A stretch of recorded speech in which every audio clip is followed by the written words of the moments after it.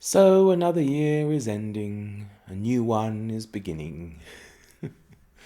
And that, in many ways, is actually very exciting, especially for those of us who love reading, because with every close of a year and dawn of a new year, more and more works enter the public domain. Hello, everybody. Welcome back to my channel, Book Time with Elvis, with me, Mark, and I hope ever so much you're doing well. And if you're watching this on the first day of the new year, Happy New Year to you.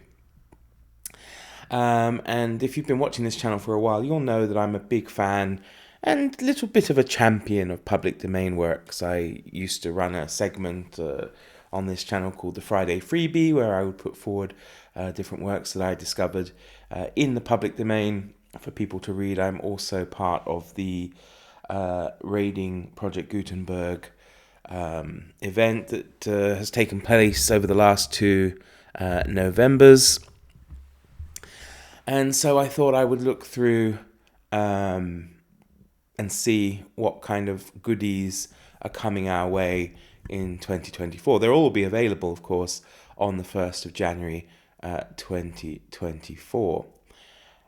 Because in most countries, the copyright term will have expired on these books. Now, maybe not all countries, because some countries have or had different laws. For example, Canada had a 50-year copyright law, which meant that Canada actually had books in the public domain earlier than most of Europe and the United States. So things like, for example, Ian Fleming's James Bond books were already in the public domain in Canada. Now, I believe they've since amended that. I could be wrong, but I think they brought themselves in line with the United States and Europe. Still, having said that, there are some really interesting books coming our way from the 1st of January, and it's a big gift, really, to those who are taking part in this thing I've seen going around. I can't remember who hosts it, but this thing on banned books, because some of these banned books will be available in the public domain starting the 1st of January 2024, and one of those being, of course, D.H. Lawrence's Lady Chatterley's Lover. And these are all works published in 1928. So Lady Chatterley's Lover will be available, as will Erich Maria Remarque's All Quiet on the Western Front, though be careful, because that will only apply, of course, to the original German translation. The first English translation won't appear until 2025, as the first English translation came in 1929. And obviously subsequent translations, or more modern translations, will not, of course, be in the public domain and free to use. You have to be very careful, I think, with works that are translated, because while the original work itself might fall in public domain, the copyright, of course, includes the translation. So when the translation was made is then what is important. So if you can read German, you'll be able to read Investor Nichts Neues for free, and download it and use it however you like from the 1st of January. That also goes for another German work, the Threepenny Opera, or Die Dreigroschenoper by Bertolt Brecht. Also banned, of course. So yeah, that will also be available if you can read it in German.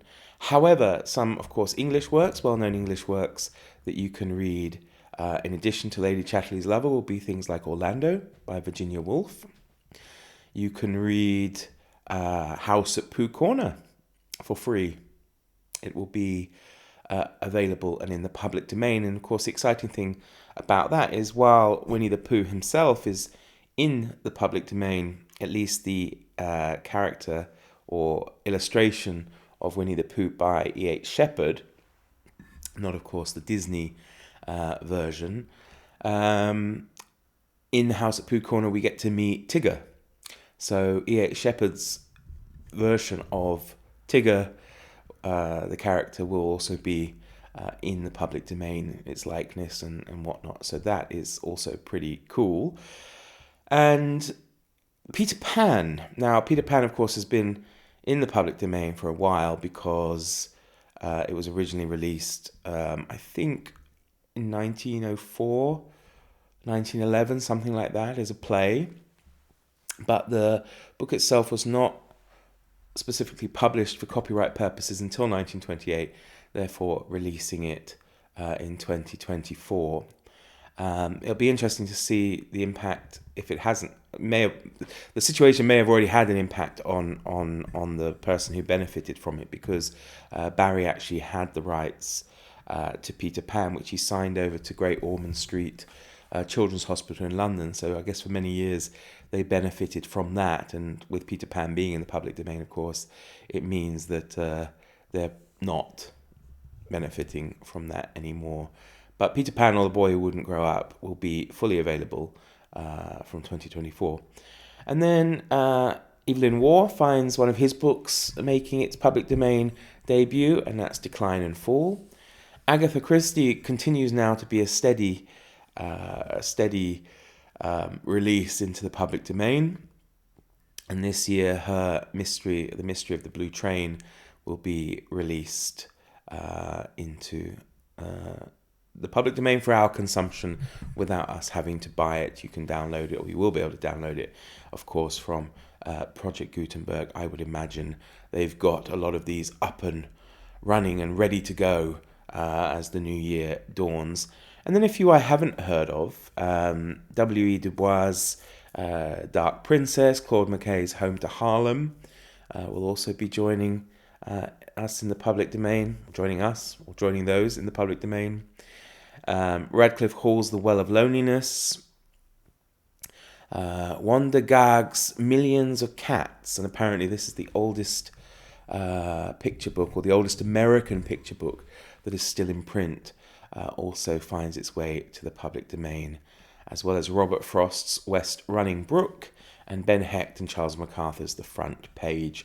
Now, obviously, there are thousands upon thousands of titles making their way into the public domain, and this was just a selection that I found online. But it's very exciting. It's very exciting when you see some big names like Orlando, Lady Chatterley's Lover, and The House at Pooh Corner making their way into this kind of legalized free space. So it means anybody can use it, and I think that's extremely exciting that anyone can use it and get hold of it and do pretty much what they want with it. So I guess you can write your own works now based off those as well. There are a few films also, of course, loads of films, I guess, really making their way into the public domain.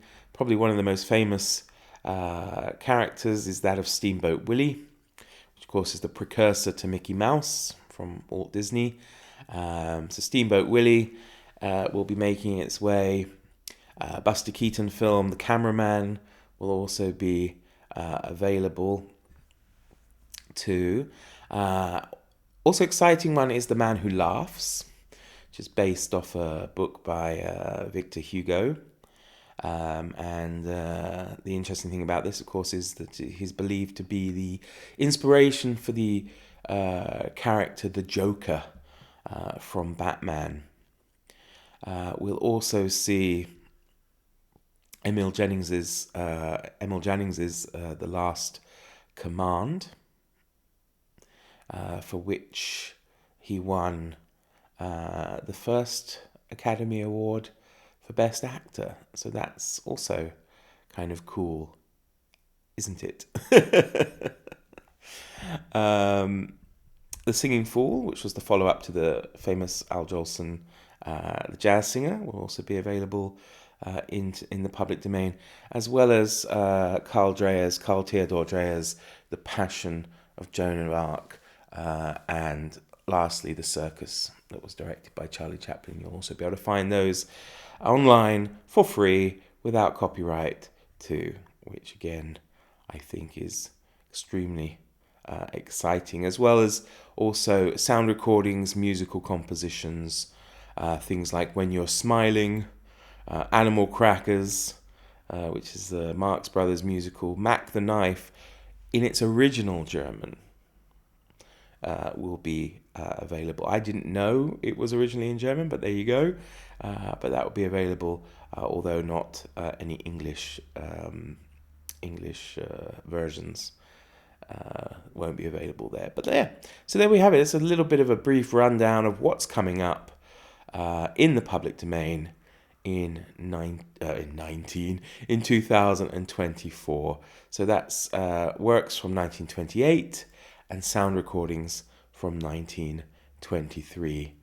Very exciting. Check them out. All right, everybody, do take care.